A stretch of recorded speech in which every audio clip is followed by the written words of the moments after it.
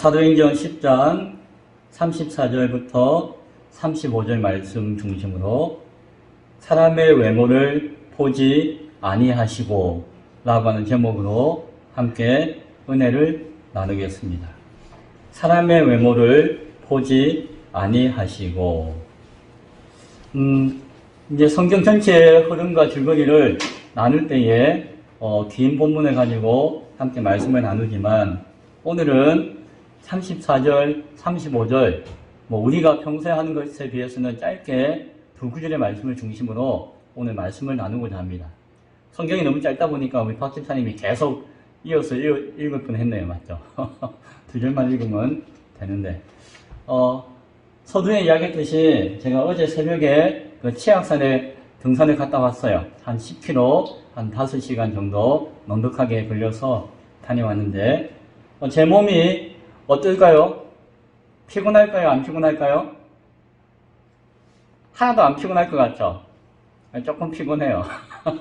오래간만에 하니까 배 들어가라고 산에 갔다 왔는데 들어간 것 같지도 않고 조금 피곤해요. 그러나 이걸 느껴요. 예전에 제가 아직도 후유증이 있지만 감기 걸려서 고생할 때가 있잖아요. 저도 감기 걸려서 한동안 조금 힘들었잖아요. 그때에 피곤하고 좀 지치고 다운되고 하는 그 기분, 그 상황 겉으로 보면은 지금도 그때하고 비슷해요. 조금 띵하고 피곤하고 좀 무겁고 하는 것인데 운동을 하고 등산을 하고 느끼는 그것은 그 몸의 상태는 비슷한 것 같아도 같을까요? 다를까요? 전혀 달라요. 전혀 달라요. 그때는 우울하고 막 좀 그렇다면은 지금은 되게 기뻐요. 몸은 조금 피곤한데 되게 몸이 평안하고 기쁘고 소망이 넘쳐요. 이것은 앞으로 몸이 건강해지기 위한 보약이에요. 그렇죠? 지금 약간 피곤한 것은 이게 점점 나빠지는 것이 아니라 더 건강하기 위한 과정이죠. 그래서 피곤하다라고 하는 증상은 똑같은데 막 아파가지고 시름시름 깨개개 할 때보다도 지금은 전혀 다른 것이에요. 왜 이런 이야기 하는 거 아니? 아침에 잠깐 기도하는 가운데 이런 생각이 들더라고요. 우리가 당하는 이 땅에서의 삶의 고난은 똑같아요. 누구나 평안할 수는 없어요. 늘 고난이 있고 어려움이 있죠. 그런데 정말 내가 지은 죄 때문에 그리고 나의 연약함 때문에 세상에 치여서 당하는 고난과 고통과 아픔이 있지만은 그것과 하나님 주신 소망을 바라보면서 그 뜻을 이루면서 그 뜻을 이루고 달려가기 위해서 애쓰고 힘쓰다가 당하는 고난이 있을 수 있고 때로는 하나님의 기쁘신 섭리 가운데 내가 연단받아서 더욱더 강건해지는 소망이 있는 고난이 있어요. 같은 형편이고 같은 모양인 것 같아도 그 결과와 모습은 전혀 다르죠. 예. 여러분의 삶의 형편이 어떤지 몰라도 하나님의 뜻 안에서 소망을 가지고 그것을 감당할 때에 그것은 여러분의 팔다리가 튼튼해지고 심장이 강해지고 머리가 맑아지는 하나의 보약과 같은 시간이고 과정인 줄로 믿으시기 바랍니다. 저는 괜찮아요. 오늘 말씀을 함께 나눕니다.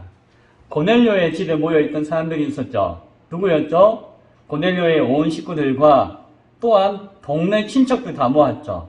친구들 다 불러 모았죠. 그래서 가득가득 이방인들이 고넬료의 집 가운데 앉아 있었습니다. 그리고 지난주에 보았듯이 베드로가 이제 설교하기 직전에 말씀을 전하기 전에 이제 딱 준비하고 있는 상황을 우리가 살펴보았어요.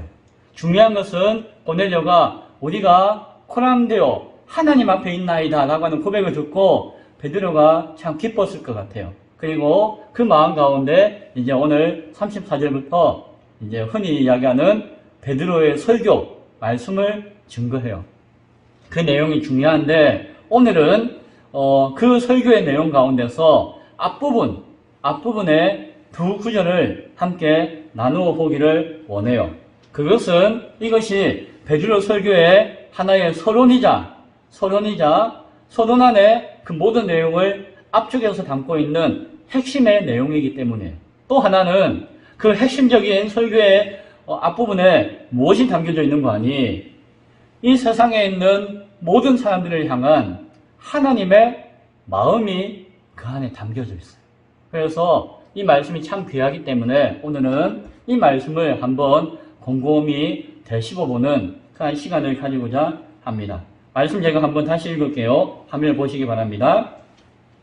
베드로가 입을 열어 말하되 내가 참으로 하나님은 사람의 외모를 보지 아니하시고 각 나라 중 하나님을 경외하며 의를 행하는 사람은 다 받으시는 줄 깨달았도다 라고 이야기하고 이 전제 이후에 이어서 말씀을 전하는 것이, 여기서 우리가 마음 가운데 눈 가운데 탁 꽂히는 말씀이 있죠. 무엇입니까? 하나님은 사람의 외모로 보지 아니하신다. 하나님은 사람을 외모로 취하지 아니하신다 라고 하는 말씀입니다. 이 말씀이 사실은 사람을 향한 하나님의 마음의 중심이에요. 구약 성경에도 이 표현과 말씀이 여러 번 반복되어져요. 대표적으로 신명기 10장 17절 여러 군데 나와 있지만 사무엘상 16장 7절에 다음과 같이 이야기합니다. 사람은 외모를 보거니와 나 여호와는 중심을 보느니라 라고 하는 말씀을 주시기도 해요. 구약에서 주시는 하나님의 마음과 모습을, 사랑을 향한 마음을 이렇게 계속해서 표현해주고 있습니다.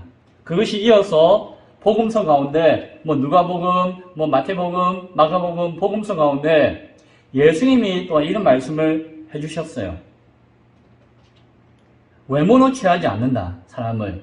따라서 그들에게 하나님의 도를 가르치신다라는 말씀을 여러 가지 표현을 통해서 해주세요. 즉, 하나님의 말씀의 도를 전할 때에 이 사람에게 전하고 저 사람에게 전하고 나하고 친한 사람에게 전하고 이것이 아니라 외모를 보지 않고 누구에게나 다 전한다라고 하는 말씀을 복음서에서는 해주고 있는 것을 보아요. 그리고 특히 신약 성경에서 또 그 말씀이 여러 번 반복되어요. 보신 적이 있나요? 많아요? 몇 번이나 보셨나요? 오늘 그 성경 말씀을 제가 몇 개 읽어드릴게요. 잘 들으시기 바랍니다.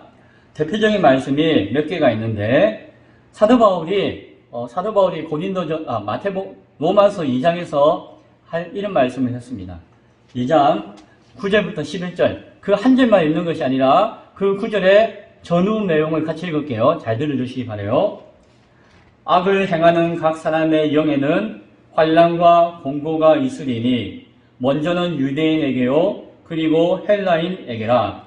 선을 행하는 각 사람에게는 영광과 존귀와 평강이 있으리니 먼저는 유대인에게요 그리고 헬라인에게라. 이는 하나님께서 외모로 사람을 취하지 아니하심이라.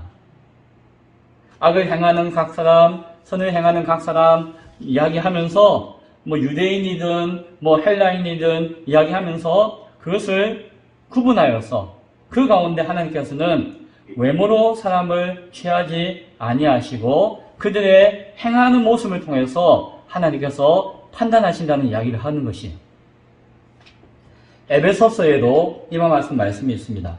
에베소서 6장 8절부터 9절에 있는 말씀이에요.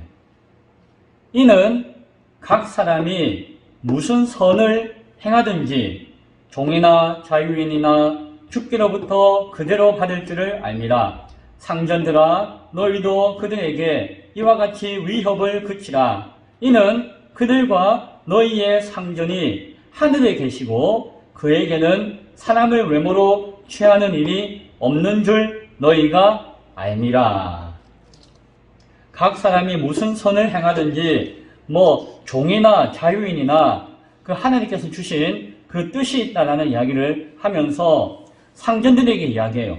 너희가 너희 하인들과 종들을 함부로 대하지 마라. 왜냐하면은 그 종들이나 너희나 동일하게 더 크신 상전이 계신데 하늘에 계신 하나님이시다. 그런데 그 하나님은 어떤 마음을 가지고 계시다? 사람을 외모로 취하는 일이 절대 없다. 그것을 상전들아 모든 사람들이여 분명하게 알기를 바란다 라는 말씀을 하고 있는 것이. 골로새서 3장 25절에 있는 말씀.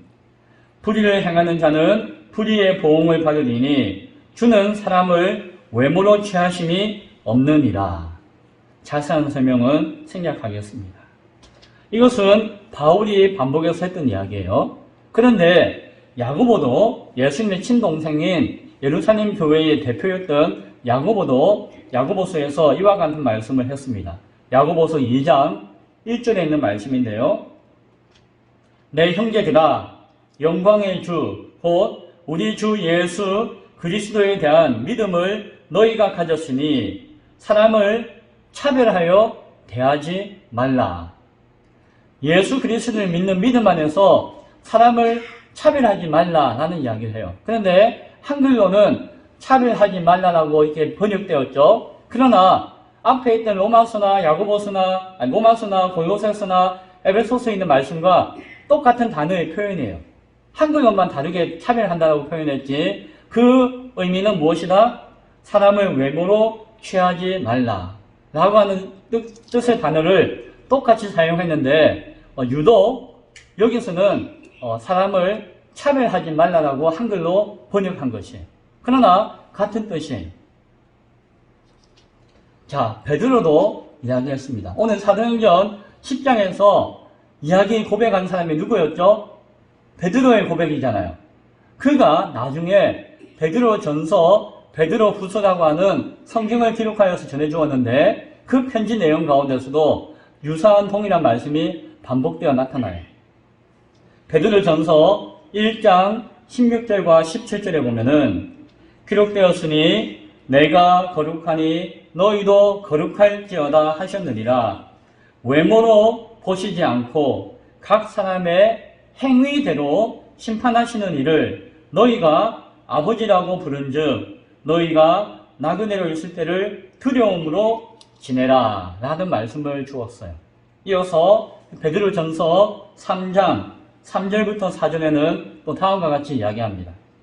너희의 단장은 머리를 꾸미고 금을 차고 아름다운 옷을 입는 외모로 하지 말고 오직 마음에 숨은 사람을 온유하고 안정한 심령에 속지 아니할 것으로 하라. 이는 하나님 앞에 값진 것입니다. 베드로 사도도 베드로 전서에 있는 말씀을 통하여서 사람을 차별하지 말라. 외모로 보시지 않는 하나님 앞에 거룩함으로 나아가는 말씀을 주었고 또한 겉으로 막 꾸미는 것에 그 외모를 치장하는 것보다도 그 마음을 더욱더 온전히 하나님 앞에 가져야 한다. 그것이 하나님 앞에 더 귀하고 값진 것이다 라고 하는 말씀을 주고 있습니다. 원어 헬라어 단어를 읽어서 이렇게 막 알려드리고 싶은데 그러면 안 그래도 복잡한데 더 복잡하니까 생략할게요. 그러나 중요한 것은 오늘 사도행전에서 사람을 외모로 취하지 않는다라고 했던 이 베드로의 말씀과 베드로 전서에서 베드로가 고백했던 이야기에 그 단어는 거의 같은 단어예요. 같은 단어예요. 앞에 접두어가 하나 붙고 안 붙고의 차이지 같은 단어를 통해서 사람을 외모로 취하지 말라는 단어를 했던 것이. 그리고 로마서, 에베소서, 골로새서에서 바울이 사용했던 단어와 야고보서에서 야고보 사도가 사용했던 단어도 사람은 다르지만 그 단어는 같은 단어를 사용해요. 그러니까 그것은 특정한 한 사람의 한 뜻이 아니라 구약 성경에서도 이야기하고 있는 하나님의 마음을 예수님께서도 말씀하셨던 하나님의 마음을 여러 사도들과 제자들도 그 마음을 성경에 그대로 표현하고 녹여주고 있다라고 하는 것을 우리는 바라보게 되어집니다. 같은 단어와 같은 뜻의 표현을 반복해서 하고 있는 것이 차별하지 말라고 했던 야고보서의 말씀과 로마서, 골로새서의 말씀은 좀 더 차별을 금지한다는 의미가 강조되었기 때문에 이제 야고보서에서는 사람을 차별하지 말라라는 표현으로서 좀 다르게 번역을 한 것이지 그 모든 것은 동일한 단어와 동일한 뜻 가운데 주어지고 있고 그것이 무엇이다? 하나님 아버지의 마음이다. 인간을 향한 마음이다라고 하는 것을 지속적으로 이야기해주고 있는 것이에요. 정리하면 무엇입니까? 하나님은 사람을 그 외모를 통해서 겉모습을 통해서 판단하지 않으신다는 것이에요. 오히려 하나님은 너희들이 겉모습만 가지고 서로 사람을 판단하고 차별하는 거 되게 싫어하신다는 거예요. 하나님 마음에 어긋나고 반대하는 짓이기 때문에 되게 싫어하신다는 것을 하나 알게 되어져요. 그리고 하나님은 오늘 사도행전에서 이야기하고 있지만 하나님은 그와 같이 모든 사람들을 다 사랑하시고 하나님의 마음 가운데서는 그 모든 사람들이 다 하나님의 그 구원의 은혜 가운데 들어오기를 원하신다라고 하는 것을 우리는 생각하게 되어집니다. 어떤 사람은 그러면 목사님 하나님은 온 세상 사람들 다 구원하겠네요? 그러면 뭐 교회 나가나 안 나가나 절에 가나 뭐 저 산에 가나 다 구원받겠네요? 그거는 아니에요. 그 만인을 구원한다는 만인 구원론을 이야기하고자 하는 것은 아니에요. 하나님은 모두를 사랑하시고 모두가 구원에 이르기를 원하신다라고 하는 것. 그러한 마음과 뜻을 가지고 계시다라고 하는 것이. 또 우리가 오늘 말씀 가운데 생각해야 되는 것은 특별히 제가 읽어드렸던 그 신약 성경의 말씀에 특징이 있는데 외모로 사람을 취하지 않으신다라고 하는 말씀에는 함께 따라오고 있는 표현이 있어요. 눈치 빠르신 분은 눈치를 채셨을 것이에요. 왜냐하면 제가 좀 더 크게 읽었거든요. 외모를 취하지 않는다는 말씀에는 함께 따라오고 있는 표현이 있는데 그것이 무엇인고 하니 하나의 전제 조건이에요. 무엇인고 하니 행함으로 라고 하는 단어가 표현이 나와요. 볼까요? 로마서 2장에서 보면은 악을 행하는 각 사람, 선을 행하는 각 사람, 하나님은 외모로 사람을 취하지 아니하신다. 에베소서 6장에서는 각 사람이 무슨 선을 행하든지 하나님은 외모로 취하는 일이 없는 줄 너희가 압니다. 고린도서 3장 25절에는 불의를 행하는 자는, 야고보서 2장 1절에는 구체적으로 행함이라고 하는 표현은 나와 있잖아요. 베드로전서 1장 16절 17절에서도 하나님은 외모로 보시지 않고 각 사람의 행위대로 심판하시는, 베드로전서 3장도 같은 내용 가운데 있는 것을 보게 되었습니다. 오늘 읽었던 신약 성경의 말씀의 특징 가운데 하나는 무엇입니까?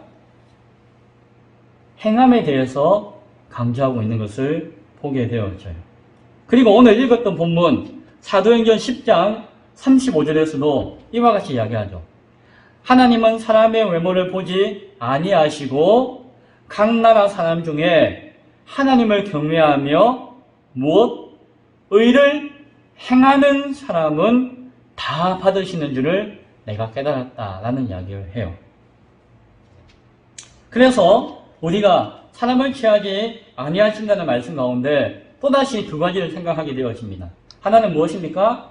하나님은 차별을 하지 않으시고 차별하는 것을 아주 싫어하신다라는 것을 하나 생각하게 되어지는데, 하나님이 구별하시는 것이 있는데 무엇인가 하니 하나님은 오직 그 사람의 행함을 보고 판단하신다라는 말씀을 우리는 생각하게 되어져요.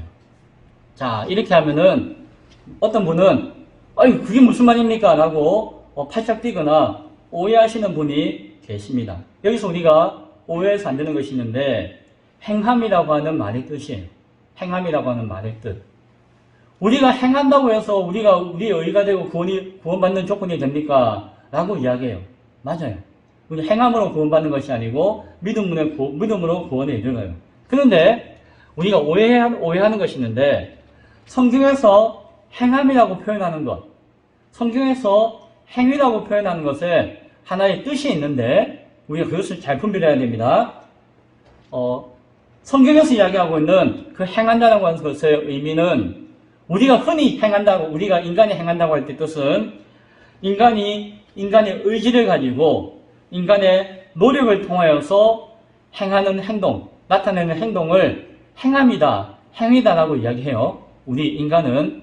그런데 성경이 이야기하는 행함은 인간의 의지와 노력을 통해서 나타나는 것을 이야기하는 것이 아니라, 물론 그거는 의미도 있지만은 성경에서 행한다는 것은 그거 이전에 근본적인 뜻이 있는데 무엇인가 하니 인간이 삶을 통해서 살아가는 것을 통해서 맺는 열매를 이야기해요. 맺는 열매를 이야기해요. 목사님, 그 말이 그 말 아닙니까? 그렇게 생각하시는 분, 자, 잘 들으세요.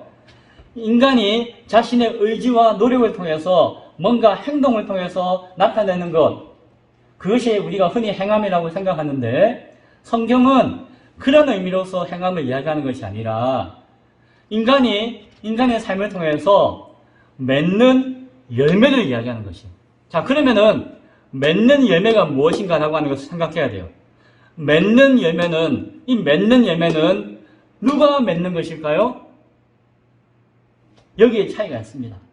앞에 생각하는 것은 인간의 의지와 노력으로서 행한다고 할 때에 그것에 뭔가 나타나는 결과는 누가 맺는 것일까요? 누가 얻는 것일까요? 인간이 맺는 것이다라고 할 수 있어요. 그러나 구별해야 되는 것은 원래 성경에서 이야기하는 인간이 삶을 통해서 맺는 열매가 행함이라고 할 때에 이것은 성경에서 열매 맺는다는 것은 그냥 인간의 어떤 뜻과 의지와 노력을 통해서 맺는 것과는 전혀 다른 것을 이야기하는 것이죠. 이것을 좀 더 분명하게 이해하기 위해서는 다음 성경을 우리가 생각해야 돼요. 고린도전서 3장 7절에 있는 말씀이에요. 그런즉 심는 이나 물 주는 이는 아무것도 아니로되 오직 자라게 하시는 이는 하나님 뿐이니라 라는 말씀을 해요. 이 말씀을 잘 기억하세요.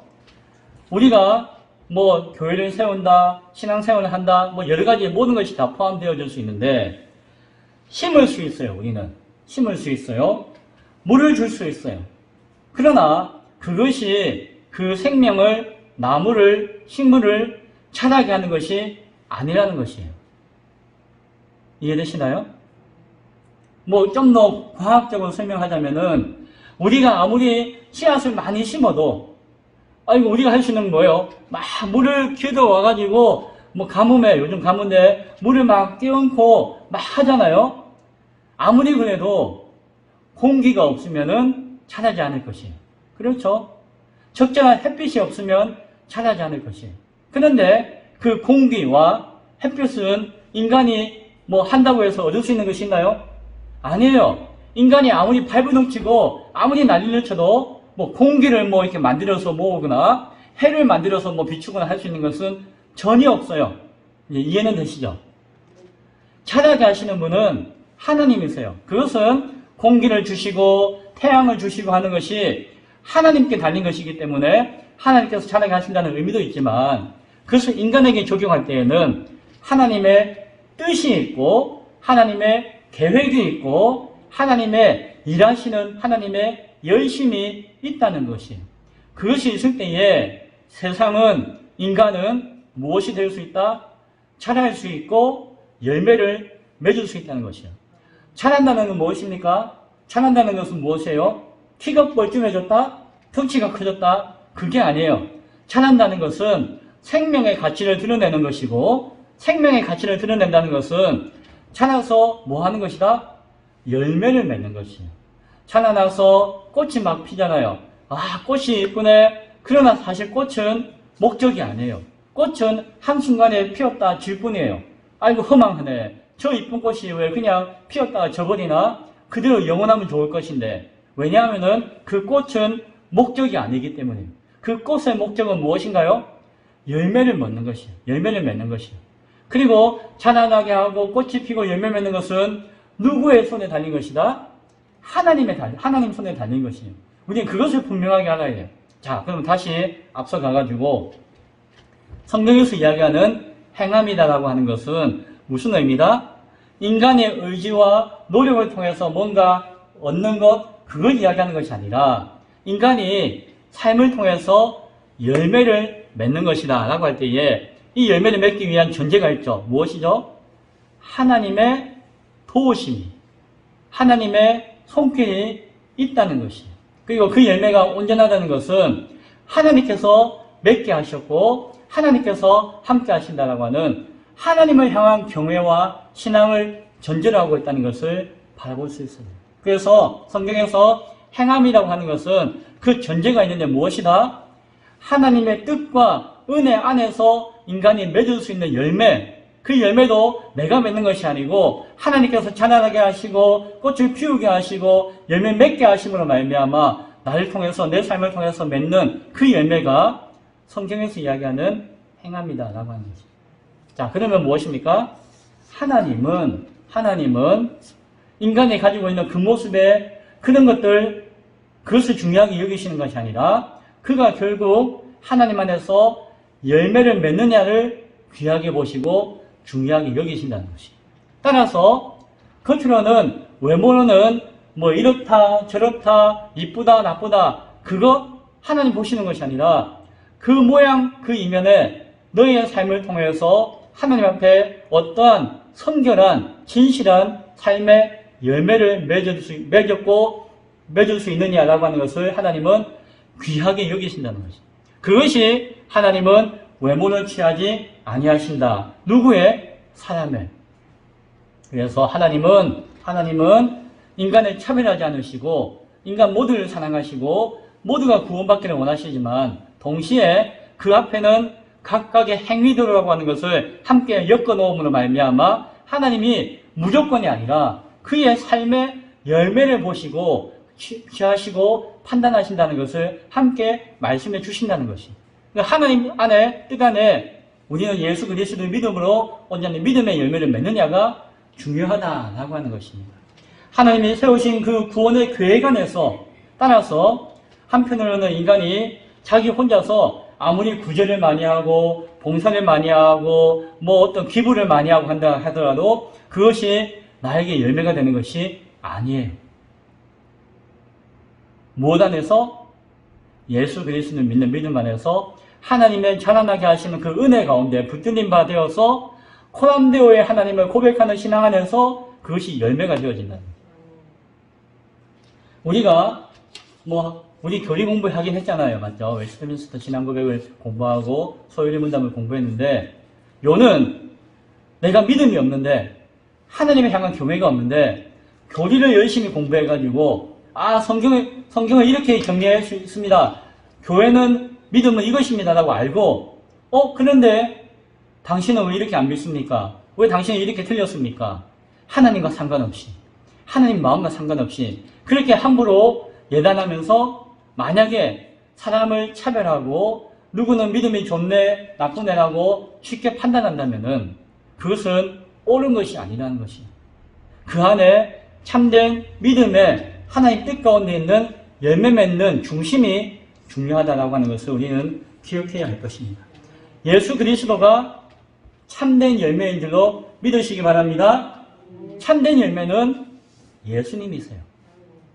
예수님을 믿는 그 믿음이 결국에는 우리에게 구제와 봉사와 기부와 선행을 통해서 열매 맺게 하는 것이고 내가 교리를 공부하고 성경을 공부하고 도덕적으로 윤리적인 사는 모든 것을 통해서 또 종교적인 열심을 통해서 사용하는 모든 것들을 통해서 열매 맺게 하는 것이 예수 그리스도라고 하는 참된 열매가 우리 가운데 없으면은 그 어떤 화려하고 아름답고 굉장하게 보이는 것들도 다 무의미한 것이고 그런 것을 메워서 사람을 판단하고 사람을 차별하고 하는 것들은 다 하나님이 싫어하시는 것이다 라고 하는 것을 우리는 생각할 수 있어야 할 것입니다.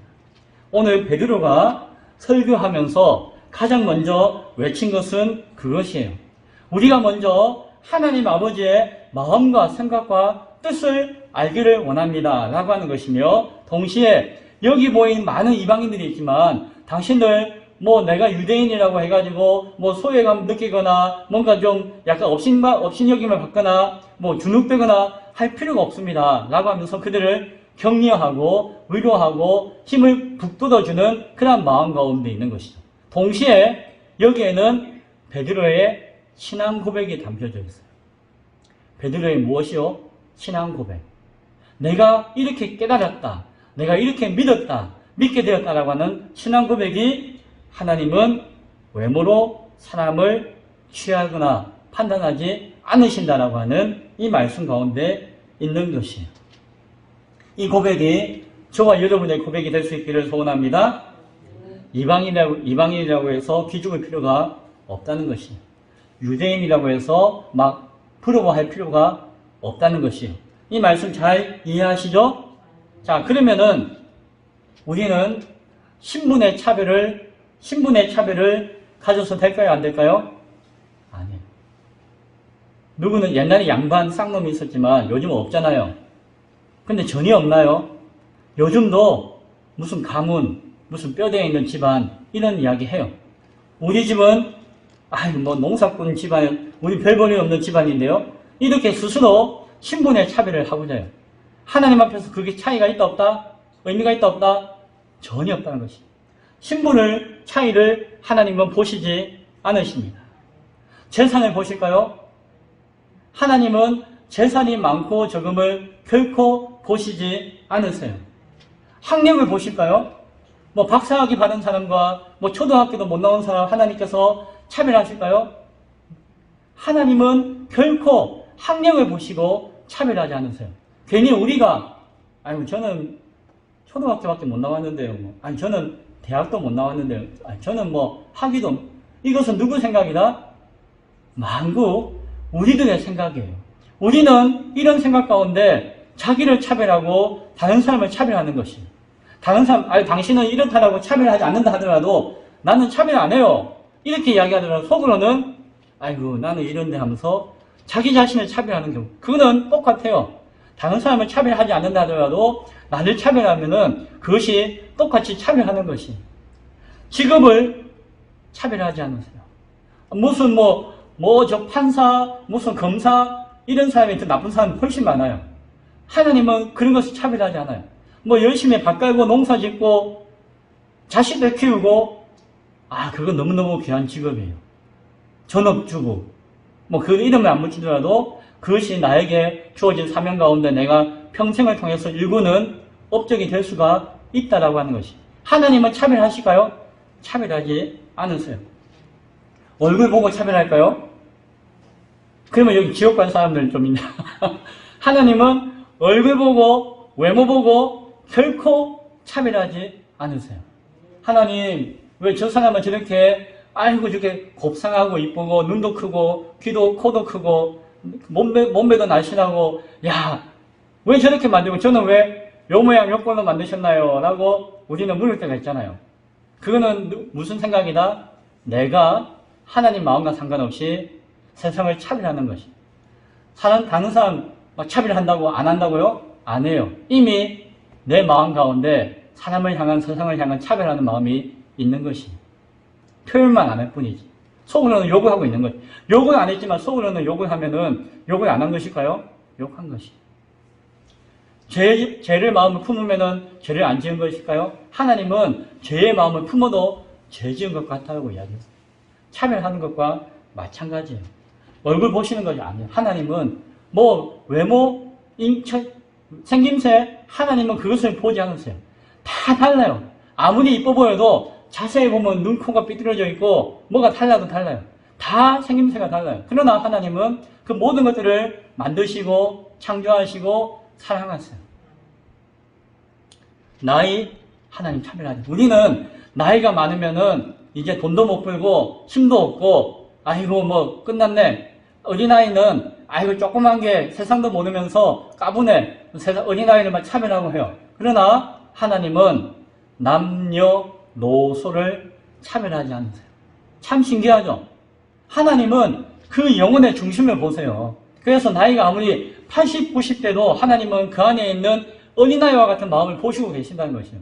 갓 태어난 응애응애하는 아이라도 하나님은 그가 커서 이루고자 하는 하나님의 계획 가운데 있는 장성한 분량을 보신다는 것이에요. 하나님은 그 영혼의 사람의 중심을 보시지 그 겉모습을 가지고 판단하지 않아요. 그런데 우리는 저 사람은 나이가 많아서 안 돼. 저 사람은 어려서 안 돼. 저 사람은 이렇게 판단하고 있다는 것이에요. 차별하고 있다는 것. 그것이 차별이라는 것이. 외모로 취하는 우리의 모습이라는 것이에요. 집안도 보지 않으세요. 고향도 보지 않으세요. 나는 한국 사람이고 저 사람은 저기 베트남에서 온 하나님 앞에 그런 거 없어요. 우리는 아이고 저 잘 사는 나라, 못 사는 나라, 저 미개한 민족 이런 마음이 있지만 하나님 보시기에는 그런 차이가 없어요. 모두 다 귀하고 사랑스럽고 존귀한 영혼들이에요. 하나님 인간을 창조하실 때에 하나님 형상대로 창조하셨다라고 이야기해요. 그 하나님 마음이 그 안에 녹아져 있고 하나님은 그 모든 자들을 귀하게 여기신다라고 하는 것을 우리는 바라보아야 할 것이에요. 외모를 취하지 않는다라고 하는 것은 오직 예수 그리스도라고 하는 열매를 보신다는 말씀이 그 안에 담겨져 있고 또한 말 그대로 사람을 차별해서는 안 되고 차별해서는 안 되고 하는 마음을 우리 가지라고 하는 뜻도 있다는 것을 우리는 보아야 합니다. 참 말은 쉬워도 그게 어려워요. 교회도 남자 여자 차별해요. 오늘날도 지금도 요즘 그래요. 우리가 말은 이렇게 해도 내 생각의 중심에 차별하는 마음이 있어요. 하나님은 그것을 싫어하신다라고 이야기해요. 자, 하나님의 그 마음을 알고 우리가 생각해 봐요. 우리가 하나님 마음을 알 때에 전도할 수 있는 것이에요. 전도한다는 것은 무엇입니까? 하나님의 말씀 안에 있는 생명을 하나님의 마음을 전하는 것이에요.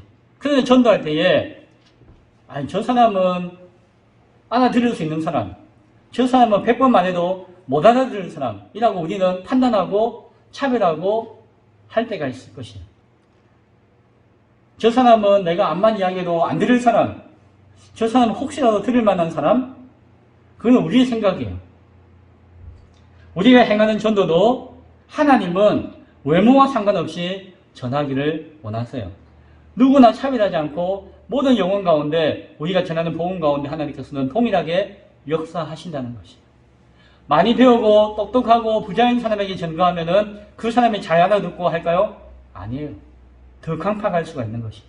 아직 못 배우고 허름하고 뭔가 생각도 짧을 것 같은 사람, 그 사람이 순수하게 아멘하고 하나님을 받아들일 수가 있는 것입니다. 우리의 생각과는 전혀 다른 세계가 하나님 뜻 가운데 있음을 우리는 바라봐야 할 것입니다. 우리가 구제한다라고 하잖아요. 하나님 사명 가운데, 주신 사명 가운데 너무너무 귀한 것이 세상을 섬기고 교회 안에 성도들끼리 서로 디아코니아 하는 것. 그것도 하나님의 이 마음 가운데서 우리가 알 때에, 그 마음을 알 때에 온전히 행할 수가 있는 것이. 그렇지 않으면은, 여기, 이거 좀 먹고 좀 옷이라도 제대로 입고 하세요. 그게 진실한 구제일까요? 아니에요. 겉으로는 구제인 것 같아도 그 안에는 그 사람을 외모로 판단하고 차별하는 마음이 있을 때에는 참된 구제가 아니라고 하는 것이. 하나님 마음을 알 때에 그 마음을 그 영혼을 바라볼 때에 그 영혼을 긍휼히 여기고 도와주고 그 영혼 안에 있는 그 존귀하고 귀한 모습을 바라보는 눈을 가질 때에 지금은 당장 어렵지만 내가 조금 도와줌을 통하여서 그 영혼의 가치가 빛이 나아지고 그 묵은 때가 벗겨지고 하나님의 존귀하심이 드러날 수 있다는 것을 바라보며 우리는 구제하고 섬길 수가 있는 것입니다. 하나님 마음을 아느냐 알지 못하느냐에 따라서 차별하는 마음을 가지느냐 그렇지 않느냐에 따라서 우리가 행하는 구제도 전혀 달라질 것입니다. 그 마음을 알 때 우리는 바르게 전도할 수 있고 바르게 구제할 수 있는 줄로 믿으시기 바랍니다. 정말 중요한 건 하나 말씀드릴게요. 하나님은 우리 인간을 피조물이라고 차별하지 않으세요. 넓게 생각하면. 하나님은 하나님이세요. 인간은 피조물이에요. 그 창조주와 피조물의 관계는 이거는 전혀 말도 안 되는 차이가 있는 것이에요. 가까이 할래야 할 수 없고 비교할 수 없는 존재예요. 흔한 말로 우리가 저 바닥에 기어다니는 개미 한 마리 누가 밟아서 죽어도 누가 몰라요. 그냥 지나가다 보면 그럴 수 있어요. 우리 인간은 아주 귀한 것 같죠. 저 기어다니는 개미는 아무것도 아닌 것 같죠. 그거보다도 더 큰 차이가 있다고 한다면은 창조주와 피조물의 차이예요. 그러나 하나님은 우리를 차별하지 않으세요. 인간과 인간 사이에 차별을 두지 않는 것과 같은 마음 가운데 하나님은 우리 인간을 심지어는 하나님의 자녀로 삼아 주시겠다. 하나님의 자녀가 되는 권세를 주시겠다라고 약속하셨어요. 참된 열매인 예수 그리스도를 우리가 품을 때에 그 열매가 우리가 오늘 맺혀질 때에 우리 안에 약속되어지는 것은 우리의 피조물인 인간이 예수 그리스도의 그 은혜로 말미암아 하나님의 자녀가 되어지는 권세와 지위를 가지게 되어진다는 것입니다. 하나님은 그만큼 인간을 향하신 마음이 있으시고 인간을 차별하여 두지 않으신다는 것을 바라보아야 합니다. 우리가 구원을 얻습니다. 하나님 나라에 갑니다라고 하는 거 단순히 탁 건져가지고 하나님 나라 속 들어가는 거 그 정도가 아니에요. 우리를 구원하시겠다, 하나님 나라로 이끌겠다는 것은 하나님이 우리를 하나님의 자녀 삼으시겠다는 것이에요. 하나님과 같은 그 존귀함으로써 우리를 새롭게 입혀주시고 우리를 새롭게 창조하셔가지고 하나님의 형상에 맞는 귀한 인격으로서 받아주시겠다는 것이에요. 그것이 예수 안에 있는 우리를 향하신 하나님의 구원의 뜻과 은혜이며 하나님 나라로 초청하시는 그 계획인 것을 우리는 바라볼 수가 있어야 할 것입니다. 하나님은 두 가지 큰 계명을 주셨어요. 하나님 사랑과 이웃 사랑이에요. 하나님 사랑하는 것과 이웃 사랑하는 것은 같은 것이에요. 그것은 동일하다는 말씀이에요. 이웃을 사랑하는 것은 이웃을 사랑합니다. 이웃을 사랑합니다. 라고 하는 것을 이야기하는 것이 아니라 그것과 동시에 이웃을 차별하지 않고 사랑한다는 것을 의미해요. 이웃을 외모로 취하지 않고 받아들인다는 것을 의미해요. 외모로 취하지 않고 받아들이고 차별하지 않고 우리가 마음으로 받아들이는 것이 바로 이웃을 사랑한다는 의미의 본질일지도 몰라요. 그것이 무엇과 이어진다고요? 하나님을 사랑하는 것과 이어져요. 왜? 그것이 하나님의 뜻이고 하나님의 마음이고 그 뜻과 마음을 이룰 수 있는 우리의 열매이기 때문에. 이제 말씀을 맺고자 합니다. 오늘 베드로 사도는 이방인들을 향해서 그 하나님의 마음을 전해 주었습니다. 사람의 외모를 보지 아니하시며 하나님을 경외하며 의를 행하는 사람은 다 받아주신다라고 하는 것을 깨달았다고 베드로는 신앙으로 고백하고 있습니다. 이것은 사람을 차별하지 말고 오직 믿음으로 예수 안에서 맺는 열매를 구하라고 하는 뜻인 줄로 우리는 바라볼 수 있기 바랍니다. 그 마음으로 오늘 내가 여기에 있는 것이에요. 그 마음 가운데 제가 이 목사라고 하는 직분을 감당하고 있고 하나님을 예배할 수 있는 것이에요. 하나님이 외모로 나를 차별하지 않고 외모로 나를 취하지 않으셨기 때문에 제가 여기에서 설교하고 있는 것이고 우리 모두 함께 모여서 하나님께 예배할 수가 있는 것입니다. 그 뜻을, 그 마음을 온전히 알고 그 뜻과 마음 가운데 전도하고 구제하고 교회를 세워나갈 수 있는 저와 여러분 될 수 있기를 간절히 축원드립니다. 기도하겠습니다.